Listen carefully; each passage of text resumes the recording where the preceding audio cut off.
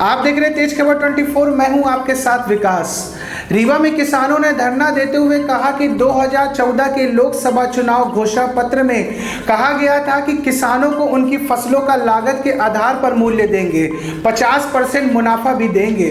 जो नए अध्यादेश लाया गया है उनमें किसानों को जो कहा गया था मिलेगा, लेकिन लगातार देश के किसानों की हालत फसलों की लागत के आधार पर मूल्य न मिलने के कारण बद से बदतर हो रही है। न जाने कितने किसानों ने आत्महत्या की है। इस संबंध में कई बार देश के किसान संगठनों ने लगातार सरकारों से अनुरोध किए हैं।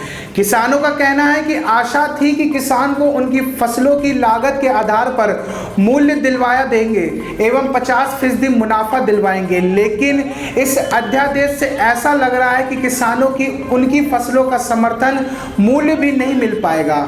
इस तरह की विभिन्न समस्याओं को लेकर आज किसानों ने कलेक्ट्रेट के सामने धरना दिया है।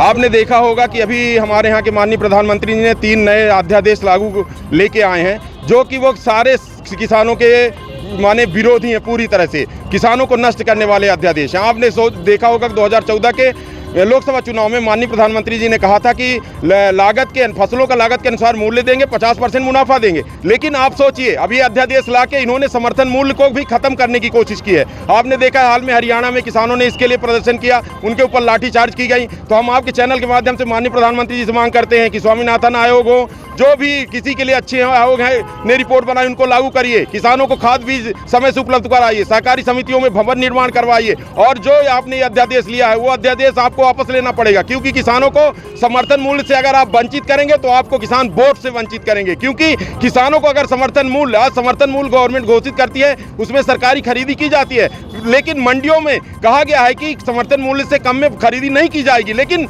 मंडियों में समर्थन मूल्य से कम में खरीदी होती है। तो आप ये सोचिए, अगर न्यूनतम समर्थन मूल्य गवर्नमेंट खत्म कर देगी तो किसान कहां जाएंगे। माननीय प्रधानमंत्री ने जैसा कहा था कि किसानों को फसलों की लागत के अनुसार मूल्य देंगे, 50% मुनाफा देंगे, तो वही लाभकारी मूल्य घोषित करें और उससे कम में खरीदी करने वालों को दंडित करने का इस आदेश में प्रावधान करें। हम सबकी यही मांगे हैं। क्या मांगे हैं आपकी, किन मांगों को लेकर आप धरने बैठे हैं, कौन सा संगठन? हमारी मांगे पूरे देश में एक है।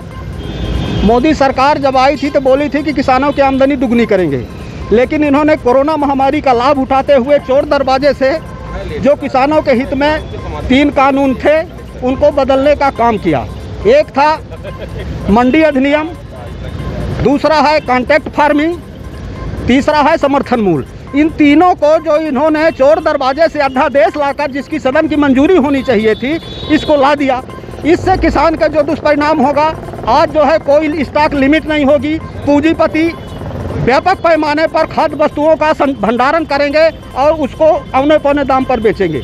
तो हम पूरे देश में सारे किसान संगठन, कोई एक संगठन की बात नहीं, सारे किसान संगठन तीनों कृषि अध्यादेश का विरोध करते हैं और सरकार से मांग करते हैं कि आपने वादा किया था कि आमदनी दुगनी करने का, तो आप समर्थन मूल्य को लागू करें और पूरे देश में आवारा पशु जो घूम रहे हैं और उन आवारा पशुओं का इंतजाम किया जाए।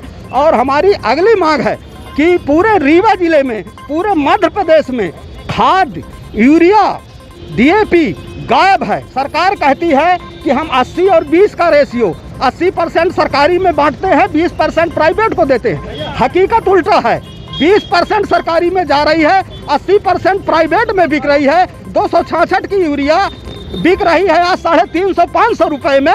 हम इन्हीं मुद्दों को लेकर, और हरियाणा में यही जो कृषि अध्यादेश के खिलाफ आंदोलन चल रहा है, पुलिस ने बर्बरतापूर्ण लाठीचार्ज की, उसकी हम निंदा करते हैं। इन्हीं तमाम बातों को लेकर के आज पूरे देश में अखिल भारतीय किसान संघर्ष समन्वय समिति विरोध कर रही है।